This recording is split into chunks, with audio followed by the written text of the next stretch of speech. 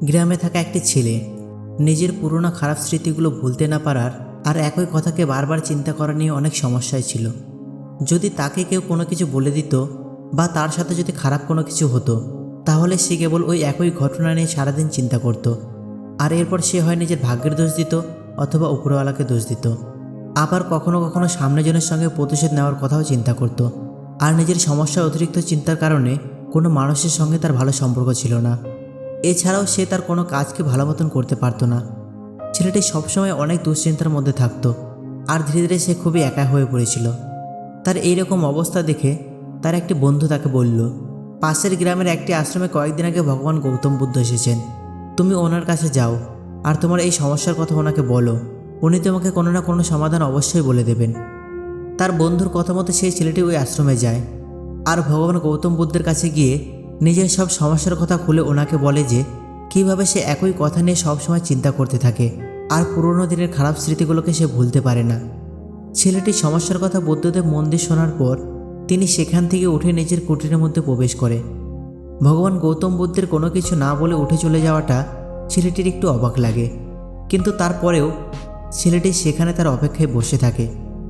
এরপর কিছুক্ষণ সময় গড়িয়ে যাওয়ার পর সে দেখে যে ভগবান গৌতম বুদ্ধ এক গ্লাস জল নিয়ে বাইরে আসছেন। এরপর তিনি ছেলেটির কাছে এসে বলেন, তুমি বলো তো এই গ্লাসটির ওজন কত হতে পারে?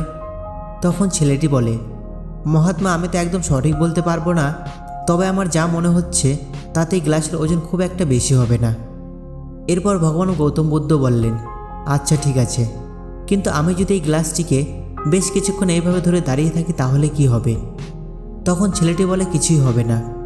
এরপর গৌতম বুদ্ধ আবারও বললেন, যদি আমি এই গ্লাসটিকে এইভাবে কয়েক ঘন্টা ধরে রাখি তাহলে কি হবে? তখন ছেলেটি বলে, আপনার হাতে ব্যথা শুরু হবে। এরপর ভগবান গৌতম বুদ্ধ আবারও বললেন, যদি আমি এই গ্লাসটিকে ঠিক এভাবে সারাদিন ধরে রাখি তাহলে কি হবে? তখন ছেলেটি বলে, তাহলে আপনার হাতে অনেক বেশি যন্ত্রণা শুরু হয়ে যাবে আর এমনকি আপনার হাত কাজ করাও বন্ধ করে দিতে পারে। তখন মহাত্মা বুদ্ধ বললেন, তুমি ঠিকই বলেছ, কিন্তু এই সময়ের মধ্যে গ্লাসের ওজনের কোনো পরিবর্তন হবে কি? তখন ছেলেটি বলে, না মহাত্মা, গ্লাসের ওজনে কোনো পরিবর্তন হবে না, তা একই থাকবে। তখন ভগবান গৌতম বুদ্ধ বললেন, তাহলে হাতে কেন যন্ত্রণা হবে গ্লাসের ওজনে যদি পরিবর্তন না হয়? তখন ছেলেটি বলে, কারণ আপনি দীর্ঘ সময় ধরে গ্লাসটিকে ধরে দাঁড়িয়ে আছেন। এরপর ভগবান গৌতম বুদ্ধ আবারও বললেন, তাহলে তুমি হাতের ব্যথার কারণ তো বুঝে গেলে, এখন তাহলে এটা বলো যে এই কষ্ট থেকে মুক্তি পাওয়ার জন্য আমাকে কি করতে হবে? তখন ছেলেটি শুনেই বলল, এ তো সহজ গুরুদেব, আপনি গ্লাসটিকে নিচে নামিয়ে রাখলেই আপনার যন্ত্রণা কমে যাবে।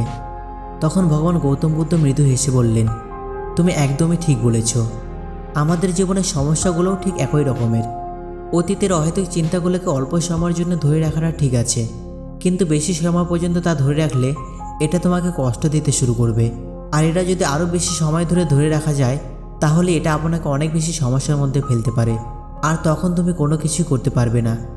এরপর ভগবান গৌতম বুদ্ধ ওই ছেলেটির দিকে ইশারা করে বললেন, আমাদের জীবনে অতীতের ঘটনাগুলো সম্পর্কে চিন্তা করাটা দরকার, কিন্তু তার থেকে গুরুত্বপূর্ণ হলো সেটা থেকে শিক্ষা নিয়ে জীবনে এগিয়ে যাওয়া। যদি তুমি একটি কথাকেই ধরে নিয়ে বসে থাকো তাহলে ওই গ্লাসের মতোই এটা তোমার জীবনে কষ্ট নিয়ে আসবে। যদি তুমি তোমার অতীতকে নিয়ে বসে থাকো তাহলে তোমার বর্তমানটাও হাত থেকে বেরিয়ে যাবে আর এর জন্য তুমি ভবিষ্যতে গিয়ে আফসোস করবে। তাই তুমি তোমার ভুলগুলোকে শোধরাও, যাতে তুমি ভবিষ্যতে যেমন মানুষ হতে চাও সেই রকমই যাতে হতে পারো।